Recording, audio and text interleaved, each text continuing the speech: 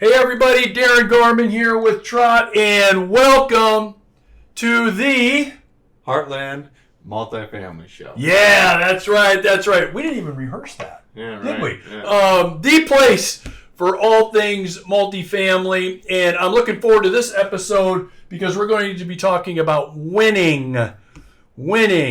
And look, if you like what you hear in this episode, if what we say here and what we go over on this episode, whether you're watching or listening, resonates with you, click that subscribe button. Make sure you don't miss out on any future episodes of the Heartland Multifamily Show, and make sure you get some access to some of those past episodes. There's some good stuff there on those episodes. Welcome to the Heartland Multifamily Show, the shorter, more profitable path to multifamily ownership and investing.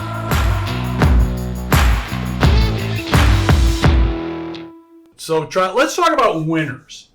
Let's talk about winning. And I get a lot of questions about winning. Of course, a lot of it has to do with financially and multifamily and getting good returns and good income and building wealth and winning that way. But there's also a lot of other areas of winning. And, at the risk of, this is going to sound conceited, I don't mean it in a conceited way, but it's going to sound conceited. I'm going to ask you the same question, but I'll go ahead and I'll just say it. Let me do it this way. Let me ask you a question. Have you seen me hang out with people that are not winners? Not by choice, no. No, you don't. And the reason is I don't hang out with people that aren't winners. Now, that's not to say that you or I, with our daily cares of life, will have to and be spending time with people that are not really operating on our level or operating at a level that we feel is at a place where we're dealing with a winner. Okay. And so let me ask you, are there people that you could think of that you have spent time with or time around that really aren't winners? Yeah, and it's funny. Right as you mentioned the question or asked the question. Yeah. Names come to your head. Yeah. And you kind of know. Yeah. You kind of know right now. Yeah. Yeah. I got a list. You got a list. We won't share that list, but we both got a list. And this is a key, really, not only when it comes to multifamily and really getting from where you are to where you want to be. Okay, but it's really a key in like any area of your life, right? So I recently wrote a book about 8 months ago, maybe 9 months ago, Inner Circle, how to accomplish your financial and personal dreams in record time using the power of Inner Circle. Okay, and this isn't like a plug for the book. This isn't like a book promo, but there's a lot of content in this book related to what we're going to be talking about when it comes to winners. So let's go back to my conceited comment that some people are going to think. I only hang out with winners. I only want to hang out with winners. I only want to spend time with winners. That's basically it. Okay. And so the question then is why? Why, Darren? Why do you only want to hang out with winners? Why do you not want to be around people that aren't winners? I can ask you the question, right? Why do you want to be around winners as much and as often as you possibly can? I'm going to tell you why. I'm going to tell you why I want to be. You can talk about why you want to be. And then I'm going to share my opinion on why most people don't do this.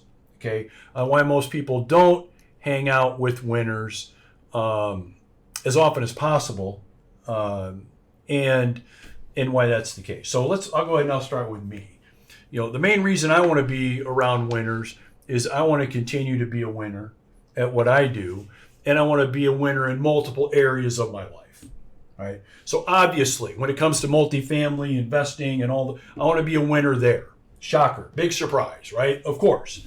But when it comes to being in the best shape I can possibly be, I want to be around winners that are in the best physical condition they can possibly be. Right?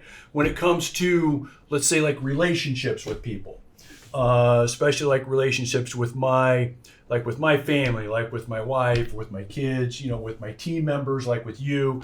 I want to be around winners that are showing me, okay, and demonstrating to me how to be a winner in that area. Okay, and so I could come up with 3 or 4 other areas, a list. I can make a list of areas where I want to be a winner. I don't want to be just a winner in like one thing. I want to be a winner in as many things as possible that are important. That's the key, that are important to me. So as a result, I'm going to be hanging around with people that are better than me in those areas so I can continue to be a winner in those areas. Okay? So why do I want to be a winner in those areas? Because I want to get from where I am now in each one of those areas as quickly as possible, legally, morally, ethically, okay, as quickly as possible to where I'm at my full potential in those areas, okay? So that's the main reason I'm coming out with what some would say a conceited statement of, well, I only want to hang around winners, okay? Let me ask you, Trot, in terms of, you're 20 plus years younger than me. Talk about your thought process about being around winners. Well, I don't know if this statement comes from studies. I don't know if it's scientifically proven, but it's something I've heard since, and I'm sure you have since you were, in middle school. And it's, you're the sum of the 5 people you spend the most time with. Yep. Right? So again, I don't know if that's scientifically proven, but it seems to be true. Uber successful people hang out with uber successful people, right? So, they've got to be doing something right, So I think whether or not it is proven, I think it makes sense, and why not follow it? Yeah, and I think you're right about that. And everybody, I think at least at some level, knows what you said is true. In terms of whom you hang out with, you pretty much become them and you are them. And it doesn't just mean people like you spend like one-on-one time with personally, who you listen to, who you pay attention to, who you read, who you watch. A lot of that also has an impact. And, frankly, if someone comes to me and they're telling me they're having issues or problems in an area or areas, a lot of times, of course, it has to do with real estate stuff, but in other areas, I can pretty much already know that one of the main reasons that they're not operating at the capacity that they could potentially be operating at is because they're hanging out and listening to and spending time with people that are affecting them, and they're actually going down the progress. They're not going up, they're going down. And a lot of times it's because of that. So let me tell you what I think. And I'll tell our listeners and our viewers why I think most people don't do this. So you and I are talking about the importance of hanging around winners. You talked about, the 5 people you hang around with most. And again, most of us, know that, but it's a big difference. Why is there such a big difference between knowing that and doing that? There's a big difference. Yeah. Okay, so this isn't new news. It's not like you've revealed a secret to anybody here. Why don't more people do it? I'm going to tell you why most people don't do it. Because I was guilty of this for actually many years. Let me ask you a question. Let's say it's not me sitting here, Trot. Let's say Warren Buffett sat down here. Okay? The Warren Buffett. He sat down here, looked at you and said, tell me about your investing and what you've been up to investing-wise and what your thought process is. Now, let me ask you a question. How comfortable would you feel with Warren Buffett sitting down next to you, asking you questions, kind of grilling you on that stuff? Would you be like super relaxed and comfortable? I don't think so. No way. No way would you be, right? And that analogy is the reason why most people, even though they know they need to be hanging out with, being around, and attached to winners most of the time, they don't, is because it's uncomfortable. It's uncomfortable being around those people that, I guess the simplest way to describe it, that are better than you at something. Okay, it's not comfortable. It's uncomfortable. And most people don't want to be uncomfortable. I want to be comfortable. Okay, so how how comfortable is it for you to sit down and have a conversation with me? Pretty easy. Pretty easy. And, you know, I consider you an expert, Mm-hmm. but I know you very well, you know. So I don't mean that to be... No, I get it. So, but and that's my point. You've got comfort with me, but if you pick Darren up, you move him over, you put Warren Buffett here, there's a big difference in a lot of ways between the two of us. You're not that comfortable anymore, are you? No. And that analogy is exactly why people don't spend as much time with winners as possible, is because it's too uncomfortable. All right, we're going to take a quick break. I hope you're enjoying this episode. I'm going to be having a free webinar coming up, the link's below, on how to correctly and with low risk invest your IRA or 401k in really good multifamily properties. A majority of our investors do this. I do this personally. It's not illegal. Make sure you click the link below. We'd love to have you. And so here's like the weird thing. Maybe not so weird, but the thing that I noticed. I noticed that the more uncomfortable I am in the proximity of winners, the better off I am. Sounds kind of weird, right? What do you mean you're better off being more uncomfortable? Better off because that proximity of people that will by extension make you level up. Again, not just financially, in all areas that are important to you, to me. You hang around those people that will make you by extension level up. It's not comfortable at all, right? Because the pressure's on. You now have to perform. You now have to do what you potentially can do, which gets you out of the comfort zone, right?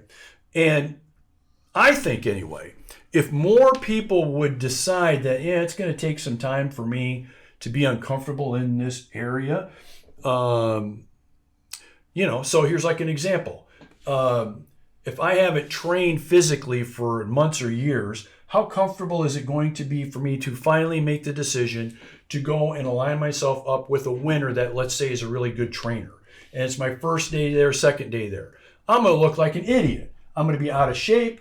I'm going to be out of gas really quick. I'm going to be maybe even embarrassed because of what kind of condition. Well, that's what you got to go through in order to hit those kinds of targets, which eventually get you to be a winner. So what kind of feedback do you have on what I just talked about there, Trot, in terms of what my thinking? Again, you're younger than me by a couple of decades at least. Is what I'm talking about, does that making sense to you? Or are you thinking, maybe do you have maybe a different spin on it?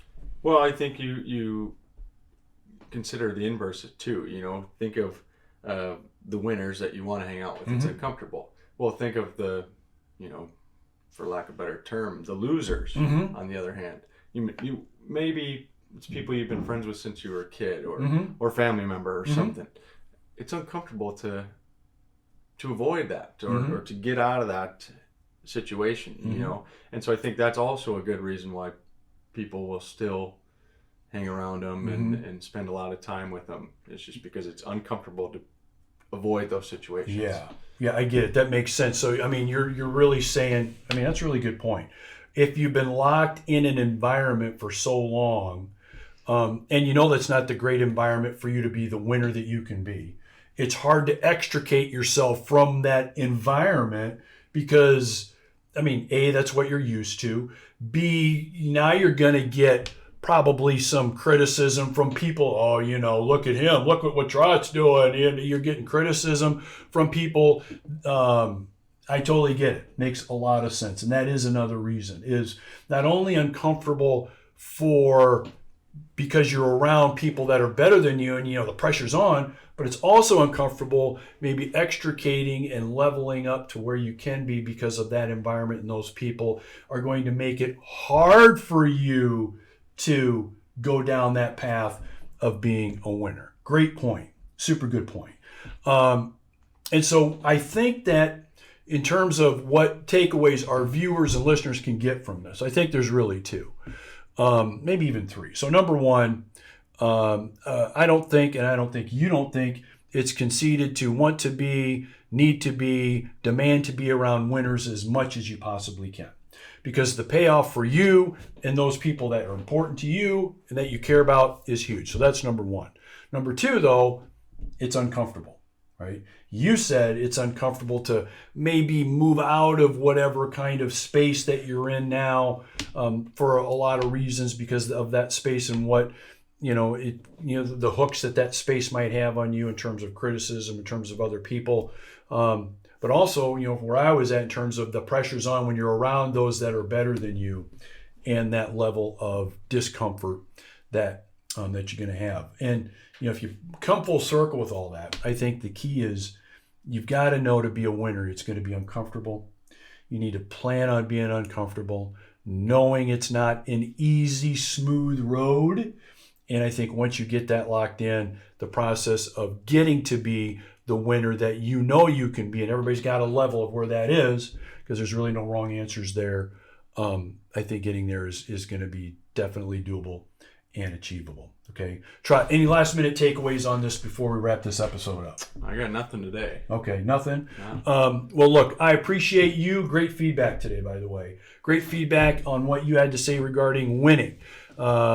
This has been the winners episode of the Heartland Multifamily Show. We didn't even talk about multifamily, did we? No. Interesting. We didn't even talk about it. But I think that we've got some really good takeaways, even though we didn't talk about it. So glad you were with us for this episode, whether you watched or listened.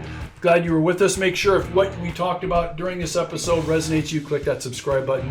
All right, we'll see you later. Trot, thank you very much. Thank you. All right, see ya.